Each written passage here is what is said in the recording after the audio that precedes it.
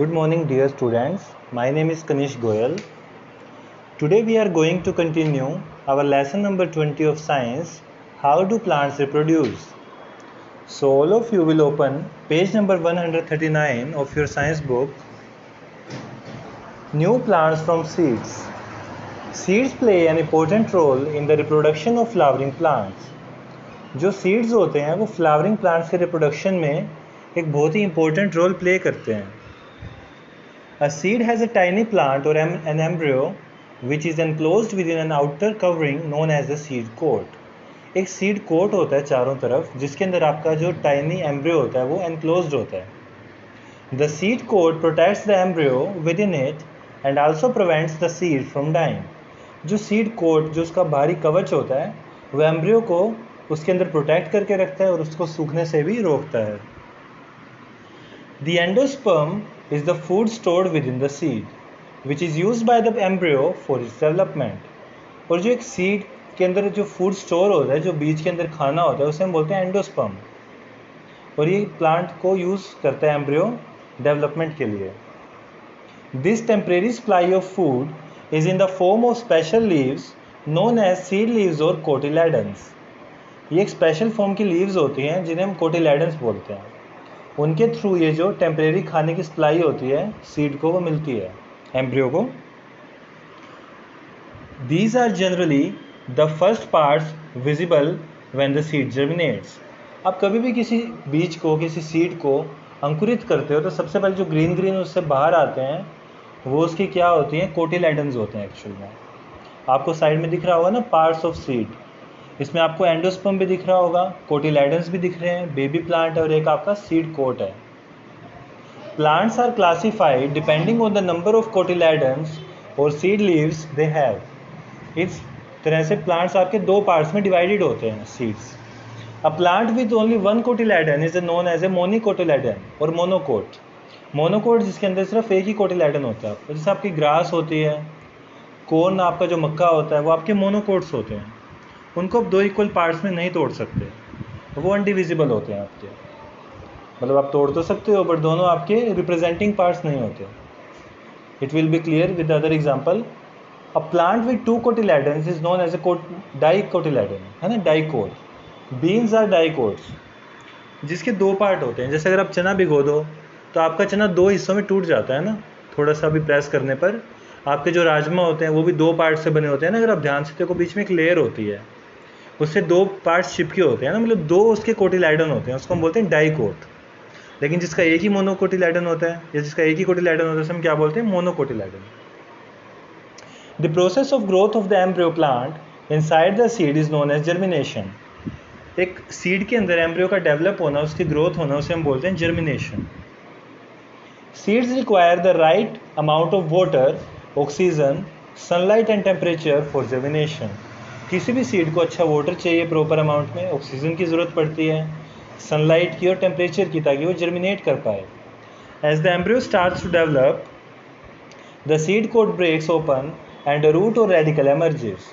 जो रूट होती है उसको रेडिकल भी बोल देते हैं. जो एक रूट एमर्ज होती है एक किसी भी सीड से. The radicle is followed by the shoot और plumule which gives rise to the leaves and stem. और जो स्टेम होती है वो आपकी किससे बनती है, प्लूम्यूल से. जो आपके टाइनी छोटी सी शूट बोलते हैं जिसे, वो आगे जाकर आपकी स्टेम बनती है. सो रेडिकल से आपकी रूट बनती है और शूट या प्लूम्यूल से आपका स्टेम बनता है. और लीव्स भी बनती है. जो आपकी लीव्स होती हैं, पत्तियाँ होती हैं, वो भी आपकी प्लूम्यूल से ही बनती हैं. जैसा कि आपको यहाँ पर शो किया गया जर्मिनेशन ऑफ सीड में इन वेरियस पार्ट्स, है ना. फर्स्ट आपका सीड है, उसके ऊपर सीड कोट है, उससे आपका रेडिकल निकलेगा जो रूट बनेगा, और आपका प्लूम्यूल निकलेगा जो कि आपका स्टेम बनेगा. ओके, आपको डाइकोटिलेडन सीड का भी एग्जांपल दिया हुआ है. देन आता है हमारा seed dispersal. It is very important that seeds are dispersed over a wide area. यह बहुत ज़रूरी होता है कि जो आपके सीड्स हैं वो बहुत बड़े एरिया में. ऐसा तो नहीं होता ना कि आप एक छोटी सी जगह पे बहुत सारे बीज बो देते हो. बहुत बड़े एरिया में काफ़ी सारे आपके सीड्स प्रेजेंट होते हैं. The process of scattering of seeds is called seed dispersal. ये जो प्रोसेस होता है सीड्स को फैलाने का उसे हम सीड डिस्पर्सल बोलते हैं. If all the seeds fell and grew beneath the parent plant, it would cause overcrowding. क्या होगा अगर एक ही जगह पर सारे बीज आप उगा दोगे तो उससे एक ही पौधे, बहुत सारे पौधे एक ही जगह पर आपके उभर जाएंगे ना, उससे ओवरक्राउडिंग हो सकती है. The seeds would have to struggle for space, air, water, nutrients and sunlight. और फिर जो सीड्स होंगे उनको संघर्ष करना होगा, उनको स्ट्रगल करना पड़ेगा हर चीज़ लेने में. Hence, seed dispersal ensures that all seeds get a better chance of finding the right conditions to grow in. Dispersal से क्या होता है कि सभी सीड्स बिखरे होंगे, हर किसी को अपना अलग अलग सॉइल मिलेगी, अलग अलग उसको टेम्परेचर मिलेगा, अलग अलग उसको वाटर मिलेगा और अलग अलग ही उनको न्यूट्रिएंट्स मिलेंगे सॉइल से, मिट्टी से. तो सीड्स को एक बड़े एरिया में डिस्पर्स करना पड़ता है. Seeds are dispersed in various ways to form new plants. Seeds को डिस्पर्स करने के काफ़ी सारे मेथड होते हैं. फर्स्ट है हमारा wind dispersal. Some seeds that are very light in weight are carried away from the parent plant by the wind. These include orchid and poppy seeds. कुछ प्लांट्स क्या होते हैं, सीड्स जो होते हैं बहुत हल्के होते हैं जो कि हवा से भी उड़ सकते हैं, जैसे कि आपको ऑर्चिड और poppy seeds. Some seeds such as dandelion have hair like growths that catch the wind and help carry the seeds away from the parent plant. कुछ में हेयर लाइक ग्रोथ्स होती हैं जो कि हवा से ग्रो कैच होकर अलग जगह पर चली जाती है. जैसे डेंडेलियन का जो आपको एक पौधा होता है वो आपको साइड में शो किया हुआ है फिगर में, आपने देखा भी ज़रूर होगा. फिर आता है हमारा water dispersal. Some seeds are hollow and filled with air and they get carried away by water. कुछ क्या होते हैं सीड्स, उनके बीच में सिर्फ हवा भरी होती है और वो पानी में बहकर इधर उधर चले जाते हैं. These include coconut and palm seeds. जैसे आपका नारियल हुआ, पाम हुआ, है ना, ये सब सीड्स आपके वाटर से डिस्पर्स होते हैं. Coconut seeds may carried away for thousands of kilometres across the seas and oceans. जो आपका नारियल होता है वो पानी से कई बार तो हज़ारों किलोमीटर दूर भी ट्रैवल कर जाता है. जो नारियल होता है आपका, कई बार तो नारियल का बीज आपका इतना वो होता है कि पानी से वो हज़ारों किलोमीटर भी दूर तय कर जाता है. फिर आता है आपका एनिमल डिस्पर्सल. एनिमल से भी आपके जो सीड्स हैं वो डिस्पर्स हो सकते हैं. Fruits form a part of the diet of some animals. कई जानवर बीज को खाते भी हैं. While only the pulp of the fruit is digested. लेकिन क्या वो पूरा बीज डाइजेस्ट हो पाता है उनकी बॉडी में? नहीं, उनका सिर्फ पल्प डाइजेस्ट हो पाता है ना. जैसे अगर आप भी अगर संतरा भी खाते हो, है ना, ऑरेंज खाते हो, एप्पल खाते हो, तो आप सिर्फ बीज नहीं खाते कभी, है ना. डाइजेस्ट क्या कर पाते हो? सिर्फ उसका पल्प आप डाइजेस्ट कर पाते हो. The seeds or the pips and stones get passed out of the digestive system and are thus dispersed. फिर जब वो एक्सक्रीट कर देते हैं उस सीड को, तब वो दूसरी जगह पर चला जाता है. The seeds of sea holly and the burdock plant have hooks on them. उनके ऊपर हुक्स होते हैं. Which get attach to the fur of animals.